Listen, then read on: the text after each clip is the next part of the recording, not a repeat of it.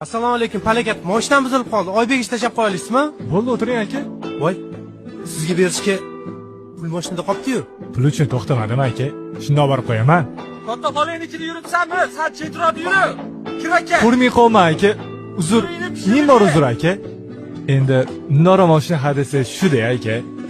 Ko'chaga sig'maysiz. Hammadan gap eshitaverasiz. Bitta maslahat beraymi, ukam? Hech qachon oddiy mashinada yurganingizdan uyalmang, xo'p?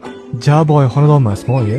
Va o'g'lim qiruvga oydekkina qiz ekan. Otasi yo'q ekan, akasi uyda ekan. Akalar bilan gaplash bo'lib. Hop bo'ladi. Hop. Buyoq qizuv bo'ldi-yu. Qaqqa yotganingiz bilib qo'yapsiz qilib. Yigitchilar endi aka. Vaqt izlab shoxi ham, gadoni ham uyib borar ekanmiz. Shoh-shohkiga, gado-gadonikiga borgani yaxshi. Mani bitta uy, bitta singlim bor.